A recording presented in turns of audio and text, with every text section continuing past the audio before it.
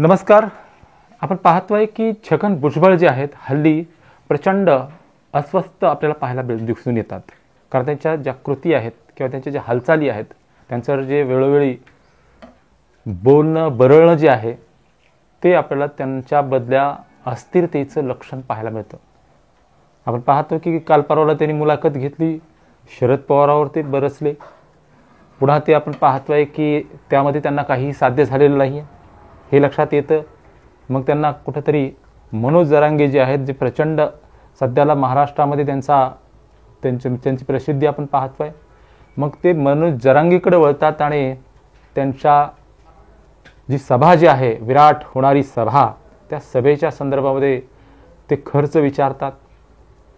एवढंच नाही तर त्यांनी किती खर्च करत आहेत याचं गणितही ते सांगतात.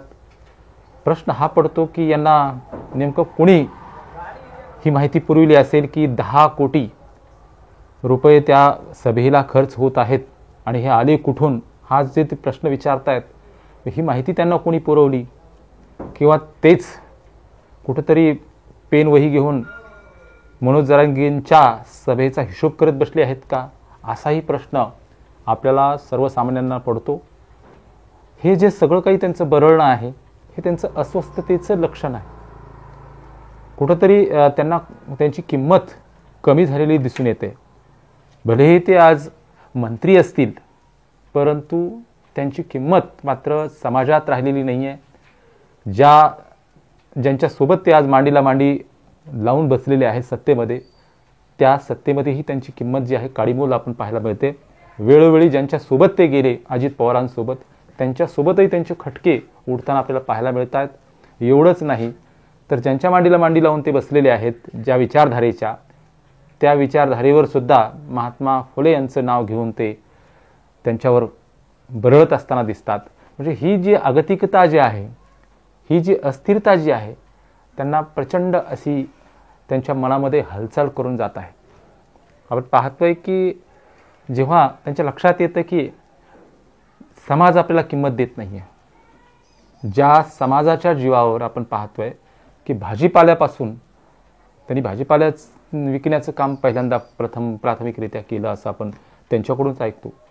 तिथूनचा तो प्रवास आज कोट्यावधीचा त्यांचा जो आहे, हा प्रवासच त्यांना आज प्रश्न विचारतोय, त्यांच्या जीवावर उठलेला आहे. कारण समाज त्यांना प्रश्न करतोय की कशा पद्धतीने तुम्ही मोठे झालात आणि कशा पद्धतीने तुम्ही समाजाला तुम्ही विसरलात आणि समाजाची विचारधारा तुम्ही विसरलात. ज्या फुलेंचा वारसा तुम्ही सांगता त्या फुलेंचा वारसा तुम्ही विसरलात. हा प्रश्न जेव्हा समाज विचारतोय त्यावेळेला त्यांच्या लक्षात येतं की आपल्या मागं कोणीच नाही आहे. आणि मग प्रसिद्धी मिळवण्यासाठी ते वेळोवेळी हालचाली करायला बघतात. कधी अजित पवारावर भडकतात, कधी शरद पवारांचं सत्य सांगायला बघतात, तर कधी आपण पाहतोय की मनोज जरांगेचा विरोध करायला बघतात. आणि आत्ताचा हल्लीचा सर्वात मोठा जर त्यांना प्रसिद्धी मिळवण्याचा मुद्दा असेल तर तो मनोज जरांगेची उद्याला होणारी जी सभा आहे, त्या सभेचा कुठं ना कुठंतरी दोष काढणं किंवा त्याचा विरोध करणं, यातूनच त्यांना प्रसिद्धी मिळेल असं वाटतं. आणि म्हणून ते मुद्दाम होऊन जरांगेंच्या शिंगावर जाण्याचा प्रयत्न ते करतायत.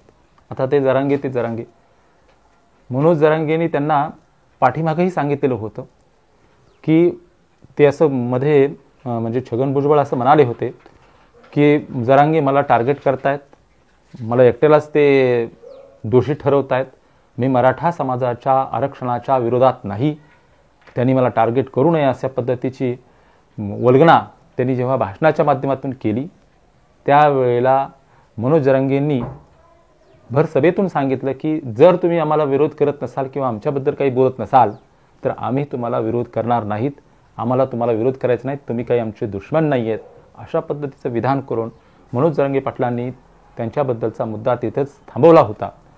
परंतु जेव्हा त्यांच्या लक्षात आलं की मुद्दा थांबवल्यानंतर आपल्याला कोणीच विचारत नाही, आपली किंमतच होत नाही, त्यावेळेला पुन्हा ते मनोज जरांगे पाटलावर तोंडसूक घेण्याचा प्रयत्न ते करतायत. त्यांच्या सभेचा खर्च जो आहे तो विचारतायत. आता सभेचा खर्च विचारण्याचा अधिकार त्यांना कोणी दिला आणि त्यांनी जो हिशोब मांडला तो हिशोब कुठल्या आधारावर त्यांनी मांडला, असे अनेक प्रश्न जे आहेत समाजात म्हणजे महाराष्ट्रातल्या प्रत्येक समाजाला पडलेले आहेत की अशा पद्धतीचं जे त्यांच्या हालचाली ज्या आहेत त्यांच्या कुठंतरी ते मानसिक अस्थिरतेचे लक्षणं आहेत. त्यांना कुठंतरी असं वाटतंय की मला कोणीच विचारत नाही आहे, माझी किंमत कमी होते आणि मग ही किंमत मी अगर मराठा समाजाचा विरोध करून किंवा मनोज जरांगे पाटलाचा विरोध करून मिळू शकेल असा एक त्यांचा भ्रम आहे. आणि त्या पद्धतीनं ते जेव्हा बरळतात तेव्हा ते हसू करून घेतात स्वतःच. आपण पाहतोय की ज्या पद्धतीने त्यांनी कालचा प्रश्न विचारला पूर्ण महाराष्ट्रभर त्यांची चर्चा झाली आणि त्यांच्यावर लोक हसले की ज्या पद्धतीने ते वल्गना करतायत त्या पद्धतीचं. जर छगन भुजबळांना जर मनोज जरांगे पाटलांच्या सभेचाच हिशोब पाहायचा असेल तर तो हिशोबही आम्ही देऊ ना. तो हिशोबही तुम्हाला मिळेल, तो महाराष्ट्राला मिळतोय. कारण महाराष्ट्राची जनता हे पाहते डोळ्यानं की मनोज जरांगे पाटलाची उद्याची जी सभा होणार आहे 14 तारखेची ती सभा कशा पद्धतीने घडते, त्याला किती पैसा लागतोय हे सगळं लोक पाहतायत. कारण ही सभा जी आहे ही सभा कुणा एका व्यक्तीच्या पैशावर होते असं नाही, कुणीतरी त्याला पाठपुरावा करतोय असंही नाही. ही सभा जी आहे ही पूर्ण सभा गोरगरिबांच्या पैशावर होते. आपण पाहतोय की गावोगावातून आपण अनेक लोक जे आहेत स्वतःचे वाहन करून येत आहेत. एवढंच नाही, वाहन करून येत आहेत, आदल्या दिवशी येत आहेत, सोबत जेवणाचं साहित्य घेऊन येत आहेत, स्वतःही ते करून खायचं आणि इतरांनाही करून ते खाऊ घालायचं अशा पद्धतीचं नियोजन त्यांचं आहे. आपण पाहतोय की अनेक पंक्चर काढणारे, टू व्हीलरचे पंक्चर काढणारे, फोर व्हीलर्सचे पंक्चर काढणारे किंवा गाड्यांचे मेकॅनिक जे आहेत ते तत्पर झालेले आहेत. त्यांनी मोफत सेवा देण्याचे आश्वासनं जे आहेत मीडियाच्या माध्यमातून, बॅनरच्या माध्यमातून वेळोवेळी केलेले आपण पाहायला मिळत आहेत. अनेकांनी हॉटेल जे आहेत ते या समाज बांधवांसाठी ओपन केलेले आहेत आणि हे एका विशिष्ट समाजाला नाही, त्यामध्ये मुस्लिम समाज आहे, ओबीसी समाज आहे, त्यामध्ये सर्व समाज जे आहेत मराठा समाजाला सहकार्य करताना दिसून येत आहेत. आणि आपण पाहतोय की हे सगळा खर्च जे आहे तो वैयक्तिकली प्रत्येकजण उचलतो आहे. कारण प्रत्येकाला आरक्षणाची गरज आहे आणि म्हणून त्यामध्ये त्याचं योगदान जे आहे ते देत आहेत. यापूर्वीही आपण पाहतो की लाखोंचे आंदोलन झाले त्यावेळेलाही पैशाची गरज पडली नाही. कारण का समाज स्वतःहून जे आहे जागृत झालेला आहे आणि त्याला आरक्षणाची गरज असल्यामुळे तो स्वतः खर्च करतोय. आणि ही जी मोठी प्रचंड उद्याची सभा जी आहे त्यामध्ये आपण पाहतोय की सर्व मॅनेजमेंट जे आहे हे प्रत्येक व्यक्तीने केलेलं आहे, प्रत्येक गोरगरिबांनी केलेलं आहे. त्यांनी आता मला सांगायचंच जर झालं तर आपल्या लक्षात येईल की जेवढे लोक येत आहेत त्यांनी 2 रुपये 4 रुपये जरी गोळा केले तर या सभेचा खर्च जे छगन भुजबळ म्हणतायत 10 कोटी रुपये, 2-2 रुपये जरी गोळा केले तर ते 10 कोटी रुपये होते.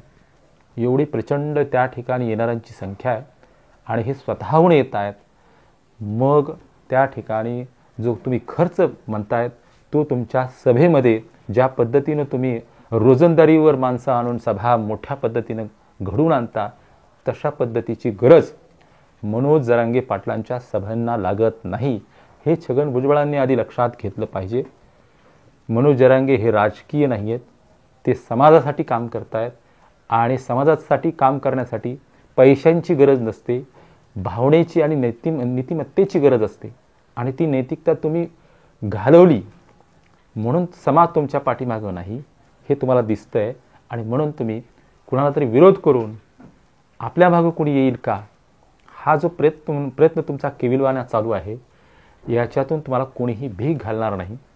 तुम्ही असले कृत्य जे आहेत, असल्या गोष्टी ज्या आहेत, असले चाळे जे आहेत हे तुम्ही बंद केले पाहिजेत आणि शांतपणे जे काही घडतंय ते पाहिलं पाहिजे आणि कुठं ना कुठंतरी सहकार्य करण्याची भावनासुद्धा तुम्ही ठेवली पाहिजे. म्हणजे भावी काळात तुमची दुकानं चालतील हे लक्षात घेतलं पाहिजे छगन भुजबळांनी.